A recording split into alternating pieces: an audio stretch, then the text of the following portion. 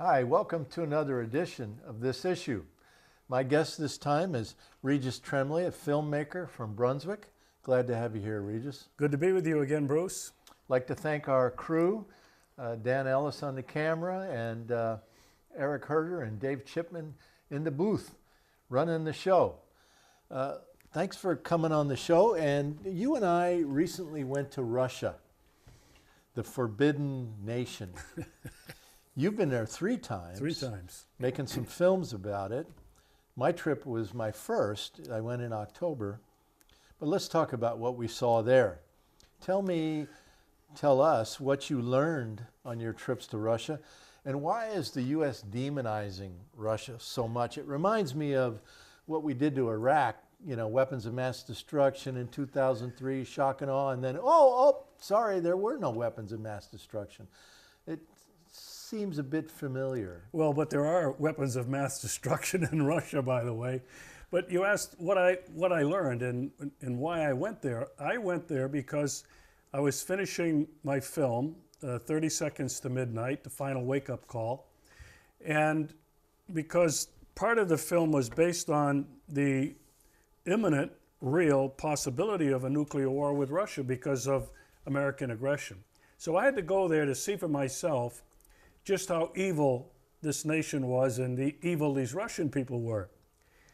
Geez, what I discovered right away was the people were very open, very friendly. I would even say very loving. I was hosted by 5 members of the Russian Communist Party, which I didn't know before I went there.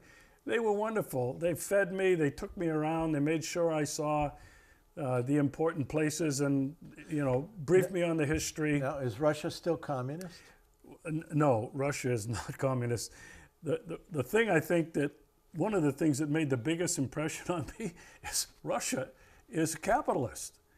I mean, you go into these malls that are huge and beautiful, and they have shops with clothing and food from all over the world. I mean, anything you find in New York or the Mall of America in Minnesota, far better and much more interesting. All right, so it doesn't make any sense then. Russia is not communist, it's capitalist, and they've got all this stuff there, and then, and you can buy.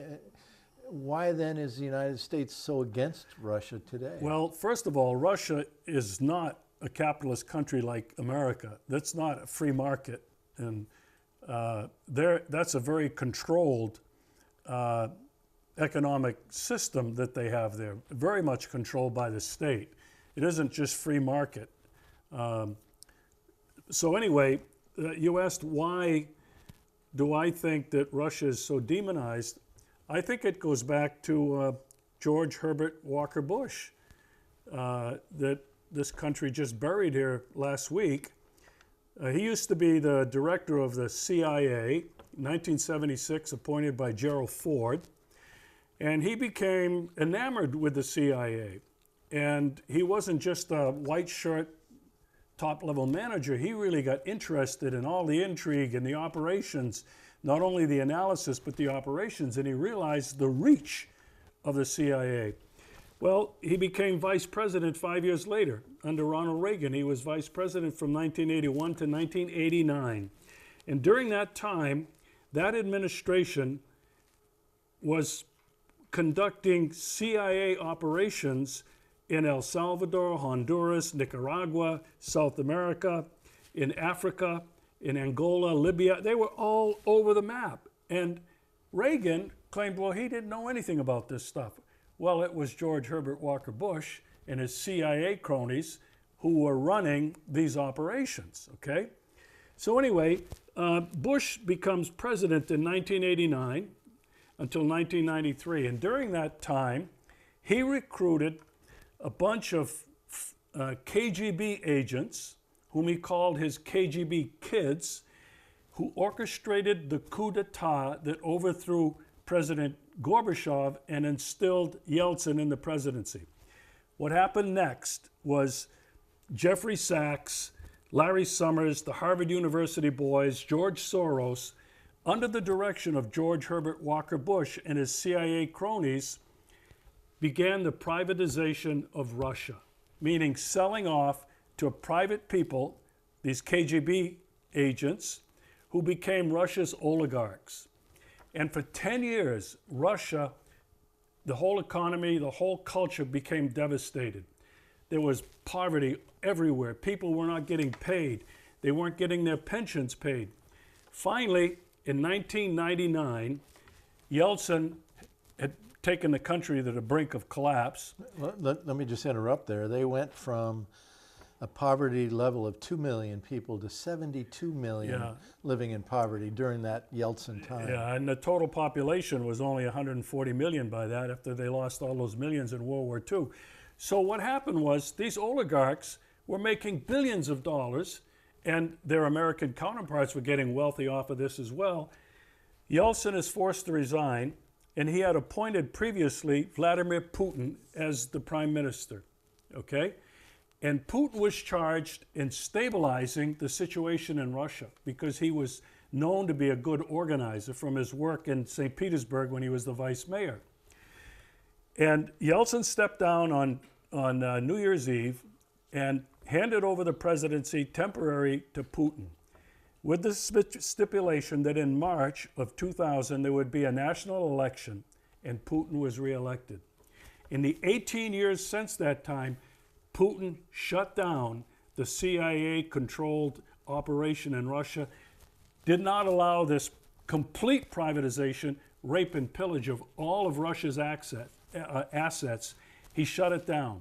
In my opinion, that is the most recent reason, egregious reason, why the United States cannot stand Putin, because he denied them the rest of Russia's incredible, enormous natural resources of gas, oil, gold, uranium even, massive forests, unlimited supplies, one of the world's greatest, if not the greatest supply of fresh water. They wanted it all, and he denied them. So that, in my opinion, is really why the West, Washington, the globalists, they still want all of it. And that explains not only why they demonize Putin, but all the aggressive military threats and provocations of Russia all along their border. It explains the sanctions. It's not about Crimea. It's about trying to cripple that country and bring about regime change. They think that they can bring Putin down. So this is, you're saying then, why the U.S. is militarily, U.S. and an expanding NATO, is militarily surrounding Russia. It was during the George Herbert Walker Bush presidency that his Secretary of State, Jim Baker, promised at that time Mikhail Gorbachev, at the time of the dissolution, the falling apart of this former Soviet Union, Baker promised Gorbachev that NATO would not expand eastward towards Russia, right? Correct. And today, NATO's on steroids, encircling Russia. Yeah. It began with Clinton, and when he went into Kosovo and they bombed Yugoslavia, Russians took that very seriously, okay? Because that was a violation of that promise. They wouldn't move 1 centimeter closer to the Russian border. And by the way, a lot of people, including Russians, claim that Gorbachev was naive and he didn't get this promise in writing.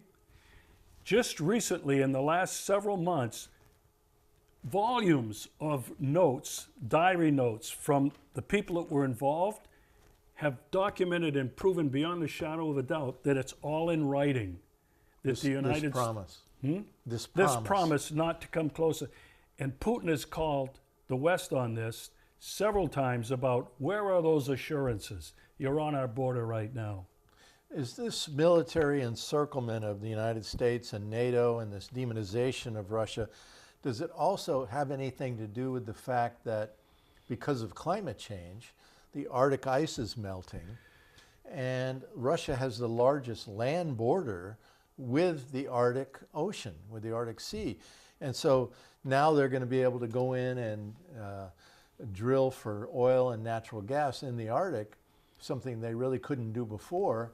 Does this have anything to do with this this situation? Well, I think obviously that's Russia's greatest import And the reason the Russian economy has survived today is because of the exportation of gas and oil. The Arctic has already been explored and evaluated, and they know there's deep, deep oil reserves there. All the American, British companies, they're all ready to walk in there, okay? So it's very much connected to wanting to bring about regime change in Russia so they can get it all. It's definitely a part of it. But I do not believe, Bruce, I do not believe that the United States and those people who are calling the shots want war. Because Putin has let them know that if you do bring about a war and you attack us, it will be nuclear and everybody loses. They don't want to lose that. They want to make that money. I think they're playing a very risky, dangerous game, Russian roulette, if you don't mind the pun, to hopefully get Putin to crumble. And then they can walk in and they can get it all. That's what they're hoping. They're just hoping that they're going to push him far enough to bring about regime change, and then they can get it all. Well, I know there's a Rand Corporation based in California study that says that the United States must balkanize or break Russia up into smaller countries, making it more possible for these oil corporations to get in there and take control of the Arctic. So clearly there is a program underway, a plan underway to make this happen. And in order to do that, you've got to demonize, you've got to build international antipathy towards Russia to make that happen. You mentioned the game plan, the blueprint was to say, well, Saddam Hussein has got weapons of mass destruction, okay? And Gaddafi is poisoning people and the #1 exporter of terrorism in the world. Let's say the same thing about Iran. Well, Russia has got weapons of mass destruction, as many or more than we have in the United States. And so they have to substitute the weapons of mass destruction from this demonized person, Vladimir Putin, who some claim is worse than Adolf Hitler. Yeah, one of the claims is that Russia wants to recreate the Soviet Union. Oh, yeah. Wants to take over neighboring countries, right? Well, let's just look at the facts. The Stockholm International Peace Research Institute, it's called SIPRI, S-I-P-R-I, every year looks at the world totals of military spending. And last year, the United States alone spent 36% of the global total of military spending, right? Mm-hmm. And then when you add NATO countries to the U.S. total, it goes well over 50%. What's Russia spend? 3.8%. 3.8% of the total. Of the world total. So is it possible that Russia is going to try to recreate the Soviet Union and take over the world at 3.8% when U.S. and NATO are well over 50%?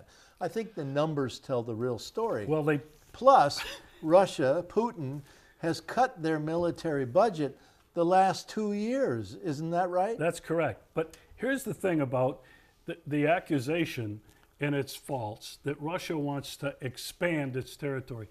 Russia right now is the largest landmass in the world. It's bigger than Canada.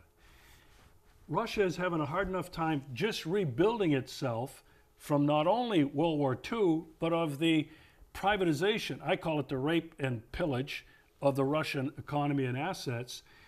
They don't want to take on what? A broken Ukraine? They don't want to take up a bankrupt Latvia, Lithuania, Poland. They don't want anything to do with Hungary. It's really crazy. They have abandoned that whole communist, they said Soviet Union, wanting to be a world power, military power like the United States. The proof that you offered, cutting back to military spending, 3% of the total world exports in military hardware, and investing what they have in the local economy, building up agriculture, building up manufacturing, building up dairy. Recently, when Putin was reelected, he announced for the second year that they were going to cut military spending, and he specifically said the reason was because we have too much poverty in the country. Wouldn't it be nice if we had a president who would say, we're cutting our military budget because we have too much poverty? Well, a lot of people have asked me, is there a lot of poverty? Is there a disparity of wealth in Russia? Yes, there is. But they have a growing middle class, rapidly growing middle class. Where you see the poverty is definitely in the rural areas, and Russia is enormous. Many, many outlying areas where people are living the way they lived 100 years ago. And I've been to a couple of those little places, and do you know what they say? We don't want development coming here. We want to be left alone and live the way we've lived for hundreds of years. And yet, Russia really needs to rebuild the infrastructure, needs to help with poverty, because there are many people that are impoverished. And that is Putin's main goal in this, supposedly, his last 6-year presidential term. Now, let me ask you about Ukraine. You mentioned Ukraine. You and I actually both went there in 2016. We went to Odessa. So what is actually happening in Ukraine now? We heard that Russia invaded Ukraine and annexed Crimea. You and I have both been to Crimea. What's really happening there? Well, I've been there twice, and I've interviewed a lot of people, from politicians to journalists, to people who were involved in the referendum that took place. And the reason people had the referendum is because they feared the same thing would happen to them that happened in Kiev during the Maidan and happening in Odessa 2 years after that. What is the Maidan? What are you talking about? Well, that was the coup d'etat orchestrated by Obama, Hillary Clinton, Victoria Nuland. It's all on the internet. It's proof. That was in 2014. 2014. Yeah. So there was a coup d'etat engineered by the U.S. in Ukraine in 2014. Chaos erupted in the capital in Kiev, and the people in Crimea were beginning to feel the pressure that it was going to happen there. That's correct. It's also the place where Russia has long had its Black Sea Navy base. Warm water post. Warm water port, yeah. Yeah. And so the people held a referendum, and what was the result of the referendum? 98% of the people voted to return to Russia. That's the key, to return to Russia. Crimea had been part of Russia forever, certainly since Catherine the Great, okay? And so when Crimea in 1951 was deeded to Ukraine, part of the Soviet Union, not separate as it is now, part of the Soviet Union by Nikita Khrushchev, who was from the Ukraine, okay, the Soviet Republic of Ukraine. And he did it simply for management, organizational purposes, because it was connected by land, a very narrow strip of land, to the Ukraine. At the time, it was all Soviet Union. Now these people said, well, there's no more Soviet Union. We don't want to stay in the Ukraine. We want to come back to Russia. So it was not annexed by Russia. It was taken back into Russia, the Russian Federation, at the will of the people. When I was there in October, a woman who helped to organize that referendum in 2014 told me that actually this was the second referendum we had. Yeah. She said the first one was at the time of the collapse of the Soviet Union. The people of Crimea voted then to say we want to be part of Russia, we don't want to be part of Ukraine. One of the realities in Ukraine today is that the western part of the country, bordering Poland, has a long history of Nazi collaboration. When Hitler invaded the former Soviet Union during World War II, there was a guy by the name of Stefan Bandera, a local Nazi follower, and his following of people in Western Ukraine joined Hitler to help invade Russia. And so there's always been this tension inside of Ukraine between these Nazis that are still present in the western part of the country, and then the Russian ethnic people in the eastern side of the country. And this is the reason for the conflict inside of Ukraine today, correct? Yeah, absolutely. And by the way, they refer to the Ukrainian army as Ukro-Nazis, because the Nazis, and there are supposedly thousands of them, have joined together as part of this Ukrainian military force. And when we were on Odessa, we saw them. We had to be protected by the police. And do you remember when we came in by bus, they were throwing rocks at us? Yeah. And so people don't want to believe it that there's Nazis there, but they are. And the U.S. is actively supporting these Nazis, yeah.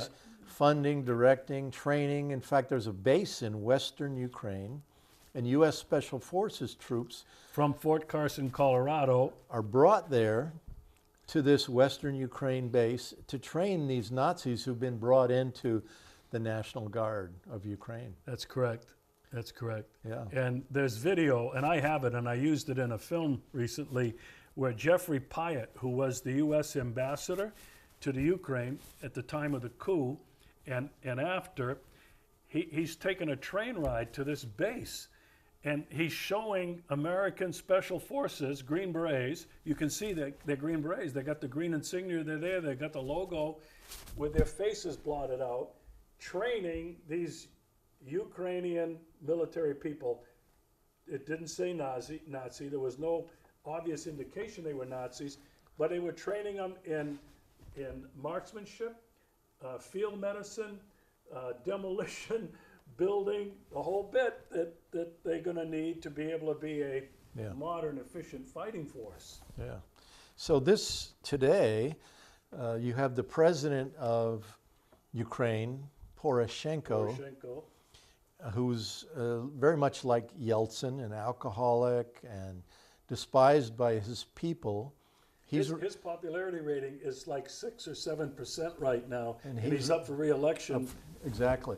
And so he's creating tensions with Russia in order to kind of hide his unpopularity with the people, sort of as a campaign thing. Well, I, the other day, saw an article that showed him with a group of the Ukrainian army, and one of them was wearing a symbol of a Nazi military unit from World War II. It was all over the internet, too. Hitler's army. So there's no doubt about it that Poroshenko, who's our boy, we helped install him in power after the coup d'etat in 2014 in Ukraine.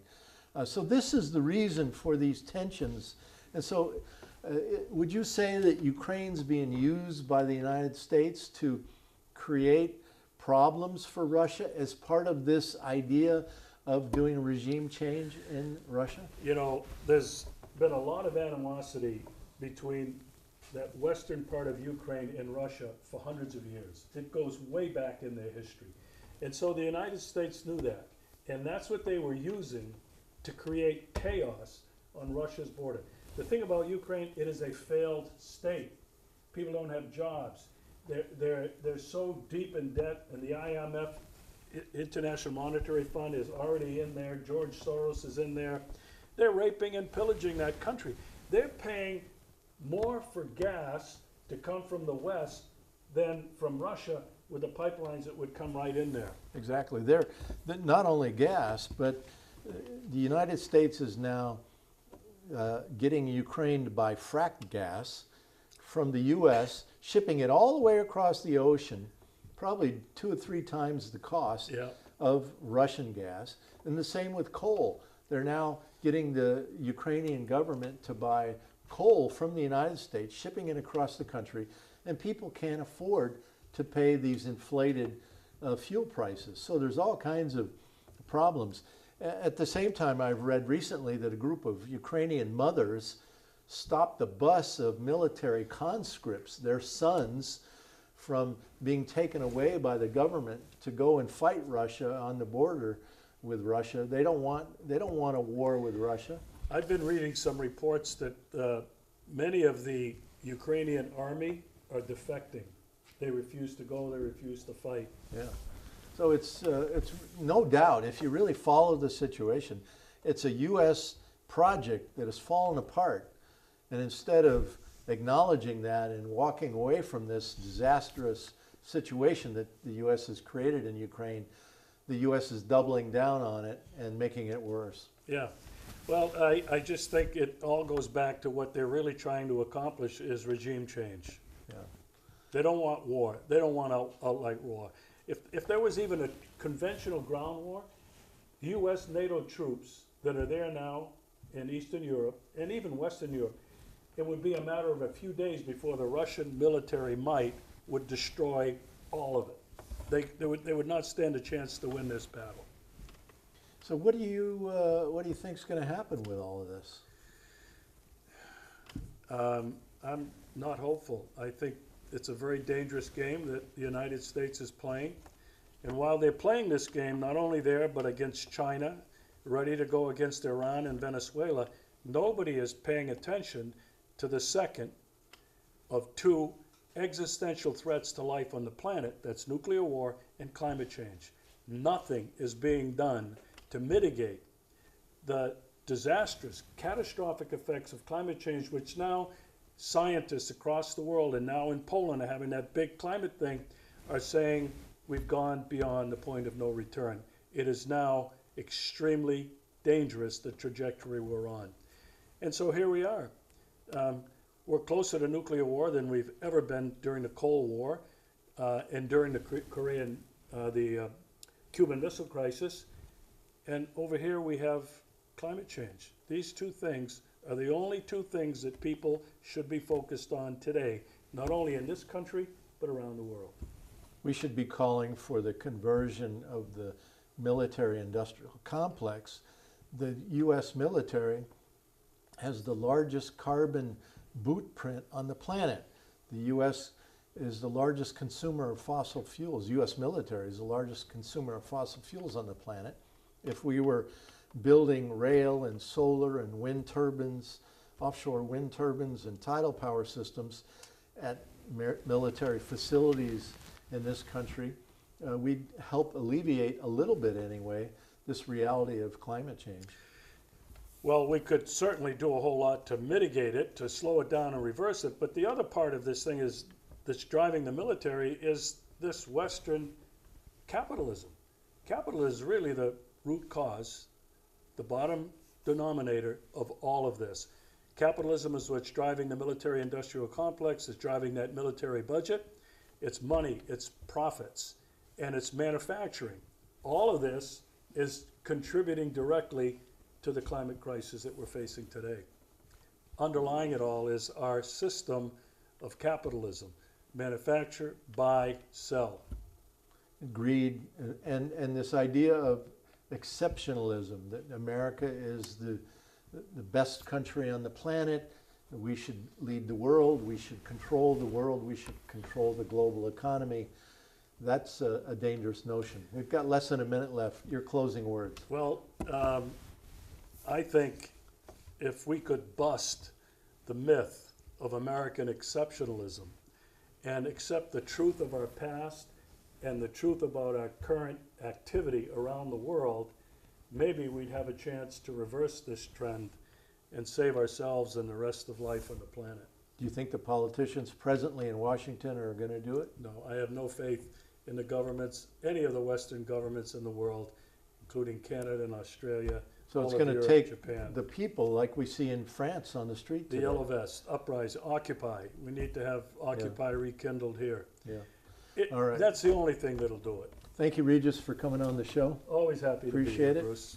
And thank you for watching another edition of This Issue. Until next time, good luck to you all, and please, now more than ever, Get get organized.